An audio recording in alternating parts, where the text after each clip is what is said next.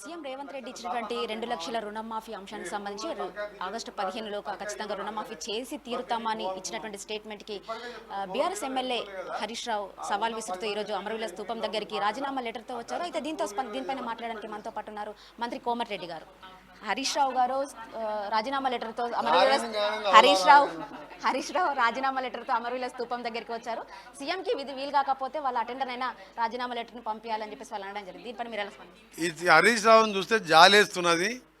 మొన్నటిదాకా హరీష్ రావు అని పిలిచేది ఎమ్మెల్యే హరీష్ రావు అని, ఇప్పుడు ఔలారావు అయిపోయిండు. ప్రొఫామా కూడా రాయకుండా ఇప్పుడే చూపించిన 1.5 లైన్ ఉంటుంది.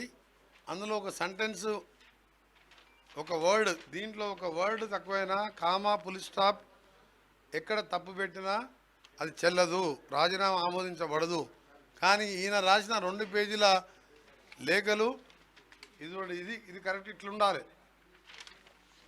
ఆయన ఈ అవలేష్ రావు రాసిన లెటర్లు ఇవి 2.5 పేజీలు రాసి 1.5 పెద్ద పేజీలు రాసిండు.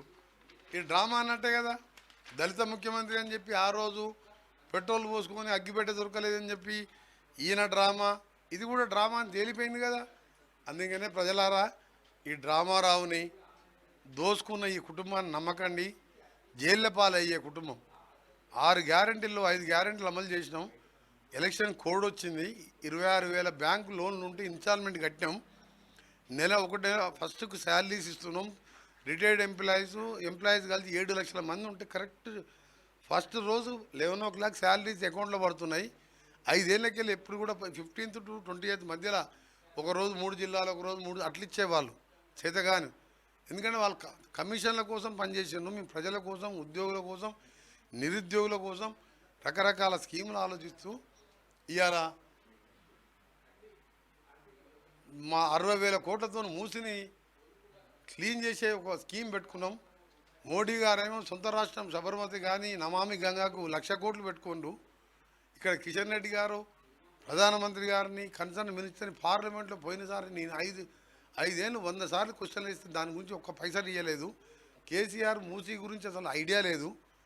మా ముఖ్యమంత్రి గారు 56,000 కోట్లు లోన్ తీసుకొచ్చి వాళ్ళలాగా దోసుకోవడాన్ని, మూసిని క్లీన్ చేసి హైదరాబాద్, రంగారెడ్డి, నల్గొండ ప్రజలని 100 రకాల డేంజరస్ రోగాలు వస్తాయని చెప్పి సైంటిస్టులు చెప్పినారు. అలాంటిది చేస్తున్నాం. అది మేము ఎన్నికల మేనిఫెస్టోలో పెట్టలే, మా గ్యారంటీలో లేదు. 6 గ్యారంటీలు 15th ఆగస్టు లోపల రుణమాఫీ మొత్తం అవుతుంది. నీ రాజీనామా చేస్తే చెయ్యి, లేకపోతే లేదు. నీ దొంగ రాజీనామా లెటర్తోనే అర్థమైంది. ఏ పదవి వదిలిపెట్టు.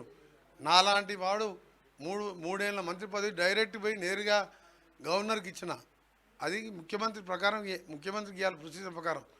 ముఖ్యమంత్రి గవర్నర్కి పంపుతాడో లేదో ఆలస్యం అవుతుందని చెప్పి నా పిల్లలు చనిపోతూ తెలంగాణ రావాలని కొట్లాడింది నిజమైన కాంగ్రెస్ వాదులం.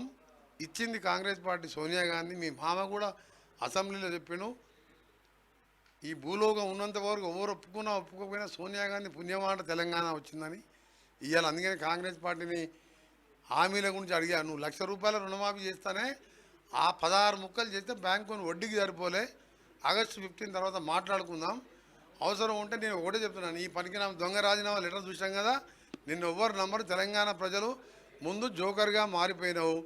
అందుకనే మీ యజమానితో ఒక మాట చెప్పి, నువ్వు హరీష్ రావు దగ్గర ఒక అటెండరు, నీకు అటెండర్ మేము పంపే అవసరం లేదు, నువ్వే అటెండరు హరీష్ రావు దగ్గర, కేసీఆర్ దగ్గర. ఆయనతో చెప్పి 15th రోజు కాకపోతే మా అటెండర్ ఎమ్మెల్యే ఉన్నాడు అవలేష్ రావు, వానితో రాజీనామా చేస్తాను ఒక మాట చెప్పి. ఇది మొత్తానికి గతంలో ఏదైతే ఉద్యమంలో పెట్రోల్ పోసుకొని అగ్గిపెట్టలేదన్నటువంటి హరీష్ రావు హౌలేష్ రావుగా మారి ఈరోజు దొంగ రాజీనామాలతో అమరుల స్థూపం దగ్గరికి వచ్చారని చెప్పేసి వెంకటరెడ్డి చెప్తున్న పరిస్థితి కనబడుతుంది. కెమెరా పర్సన్ శ్రీకాంత్, భవిత, న్యూస్ 360 హైదరాబాద్.